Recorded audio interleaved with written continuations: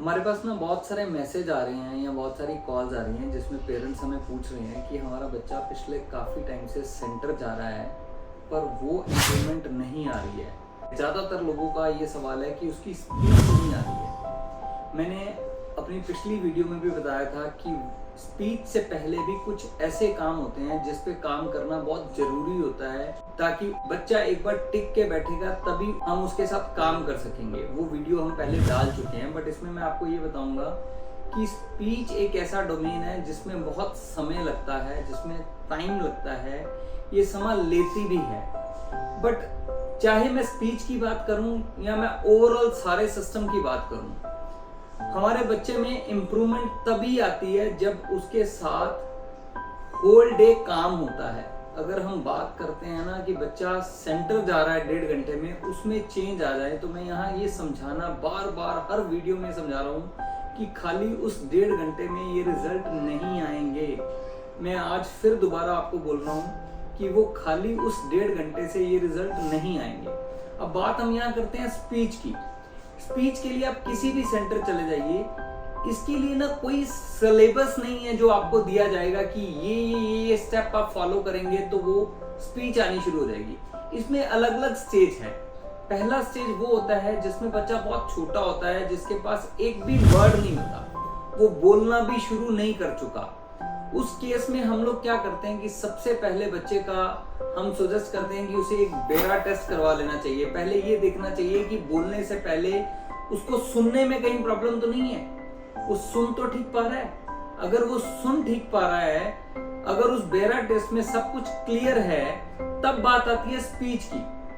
अब स्पीच से भी पहले उसमें बात आती है कि क्या उसकी कहीं टंग टाई तो नहीं है, कि बच्चे में वो जो हम पुराने जमाने में कहते थे तंदुआ है, तंदुआ तो नहीं है। आजकल अगर वो है तो उसके लिए भी सर्जरी चीजें अवेलेबल है, छोटे छोटे प्रोसीजर हैं जिससे वो सारी चीजें क्लियर हो जाती हैं।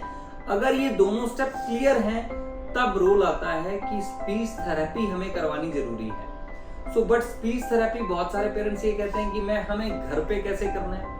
मैं यहाँ रिक्वेस्ट करूंगा कि डेफिनेटली मैं समझ रहा हूँ कि कई पेरेंट्स किसी ना किसी वजह से उस सेंटर तक नहीं पहुंचते हैं या फाइनेंशियली की वजह से उस सेंटर तक नहीं पहुंच पाते हैं। बट फिर भी उन्हें मैं ये कहूंगा कि आप नहीं सेंटर जा सकते हैं मत जाएं, पर आप महीने में एक बार या हफ्ते में एक बार किसी ना किसी प्रोफेशनल से थोड़ा सा तो कनेक्ट हो जाएं, ताकि वो आपको समझा पाए कि ये काम कैसे हो पाएगा।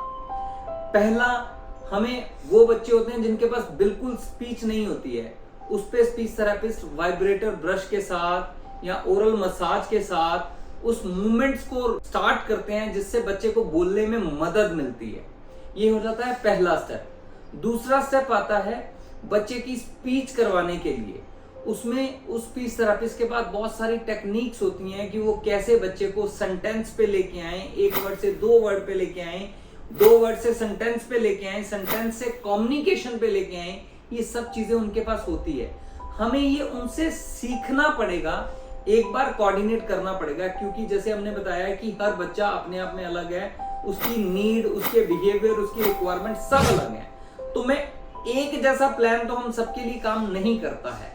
हमें स्टार्टिंग टिप्स उनसे लेनी है, पर उसके बाद हमें सारा दिन अपने बच्चे के साथ काम करना है। यहाँ तो मैं ये बोलूंगा कि अगर स्पीच नहीं है ना, तो हमें हमारे जो एफर्ट्स हैं वो डबल ट्रिपल करने पड़ेंगे।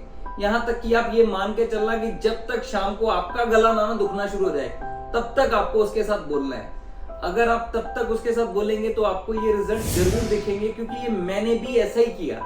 मैं आपको बता रहा था कि संयम की स्पीच 7 साल तक तो आई नहीं। मुझे बहुत सारे लोग कहते थे कि अगर 7 साल तक स्पीच नहीं आती है तो बच्चे की स्पीच दोबारा नहीं आ पाती है, पर नहीं, संयम की स्पीच 10 साल पे आई है। वो कैसे आई है? क्योंकि मैं उसके साथ अब सारा दिन सर खपाई करता जा रहा हूँ, उसके साथ हर चीज में बात करता रहा हूँ। जब भी मैं उसके साथ बैठ रहा हूँ, जब भी मैं उसके साथ घूम रहा हूँ, जब भी मैं उसके साथ खेल रहा हूँ, मैं हर चीज उससे कनेक्ट करता जा रहा हूँ। वहां स्टार्टिंग में मेरे साथ बहुत सारे अलग अलग एक्सपीरियंस हुए। स्टार्टिंग में मुझे ऐसा लगता था कि यार मैं अकेला ही बोली जा रहा हूँ पागलों की तरह, मेरा बच्चा रिस्पॉन्ड तो करता नहीं है। वो मेरे साथ ना आई कांटेक्ट कर रहा था, ना मुझे देख रहा था, ना मुझे चीजें कर रहा था। इसके लिए मैंने पिछली वीडियो में बताया था कि ये सारी चीजें कैसे इंप्रूव करें, पर उसके बावजूद भी हमें उसके साथ सरखपाई करनी पड़ेगी। हमें सारा दिन उसके साथ बोलना पड़ेगा। हो सकता है स्टार्टिंग के कुछ मंथ में सवाल भी आपके होंगे, जवाब भी आपके होंगे, पर आप यहाँ देखना कुछ समय बाद आपको यहाँ पे रिजल्ट जरूर मिलेंगे। यहाँ सवाल आपके होंगे पर जवाब आपका बच्चा देना शुरू कर देगा।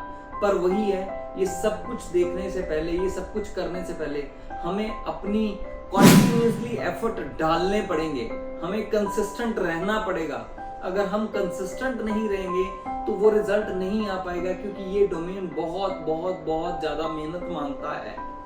यहाँ मैं यही बोलूंगा कि उनको यहाँ स्पीच में कोई बहुत ज्यादा जो टेक्निकल काम है वो तो आपको स्पीच थेरेपिस्ट समझा ही देगा, पर जो जर्नल चीज है उसमें वही है कि हमें अपने बच्चे के साथ हर चीज में इन्वॉल्व होना है। इन्वॉल्व होने के लिए वो मेरे साथ खेल रहा है, तो खेलने में हम उससे बात करेंगे कि हम क्या खेल रहे हैं, हम कहाँ जा रहे हैं, हम कहाँ से आ रहे हैं, आज आपने क्या किया। उससे हर तरह की बात करने की कोशिश करें, जो हम जर्नली नॉर्मल बच्चों के साथ करते हैं। यहाँ प्रॉब्लम सिर्फ हमारे बच्चों की नहीं है, यहाँ प्रॉब्लम पेरेंट्स की है। पेरेंट यहाँ उससे कम्युनिकेट उस तरीके से नहीं कर रहा, क्योंकि एक बार, दो बार, तीन बार बोलने पे जब हमें आंसर नहीं आता है तो पेरेंट थक के उसे छोड़ ही देता है। वो कहता है यार जवाब तो मेरा बच्चा दे नहीं रहा, तो मैं क्या बात करूं। ये मेरे साथ होता रहा पहले 2 महीने, 3 महीने, 4 महीने, मुझे ऐसा ही लगा सही हम जवाब तो देता नहीं है, मैं थक जाता था। पर फिर वही है कि मैंने कॉन्टिन्यूसली अपने एफर्ट छोड़े नहीं, मैं उससे वो कम्युनिकेशन बनाने की कोशिश करता रहा। आज वो मेरे साथ बात कर रहा है, मुझे मेरे सवालों के जवाब भी दे रहा है। पर मैं यहाँ बोलूं कि वो मेरे साथ बैठ के बहुत ज्यादा बातें करता है, ऐसा नहीं हो रहा। पर हाँ, जितना उसका नीड बेस्ड कम्युनिकेशन है वो मेरे साथ करना शुरू हो गया है। इसके लिए मैंने कोई अलग से चीजें नहीं करी हैं, मैंने अपने थेरेपिस्ट से चीजें पूछ के, उनके साथ कोऑर्डिनेट करके, जो जो वो मुझे गाइड करते रहे वो मैं करता रहा। जो जो गाइड, उसमें उन्होंने मैक्सिमम मुझे गाइड क्या करा, मैक्सिमम उन्होंने मुझे यही करा कि सर यहाँ आपको करना क्या है जी, आपको सारा दिन उसके साथ इन्वॉल्व होना है। वो जवाब दे रहा है नहीं दे रहा उससे मतलब नहीं है, आपको उसके साथ कॉन्टिन्यूसली बात करते ही रहना है। और मैंने सच में यही करा, मैंने कुछ अलग नहीं करा। और आज मैं बहुत खुश हूँ, सेम की काफी हद तक स्पीच आ गई है, वो बहुत हद तक लंबे लंबे सेंटेंस मेरे साथ बोल के बात कर लेता है, अपनी सारा नीड बेस्ड कम्युनिकेशन वो मेरे साथ बोल के बात कर रहा है। हम पहले उसको यहाँ तक तो लेके आए, अगले स्टेप्स क्या रहेंगे। पहले हमें बेसिक पे आना पड़ेगा। बेसिक पे आने के लिए हमें कॉन्टिन्यूसली सारा दिन एफर्ट करने पड़ेंगे। सो सारा दिन एफर्ट करने के लिए आपको सारा दिन उसके साथ कम्युनिकेट करना पड़ेगा, वो चाहे आपको जवाब दे या ना दे।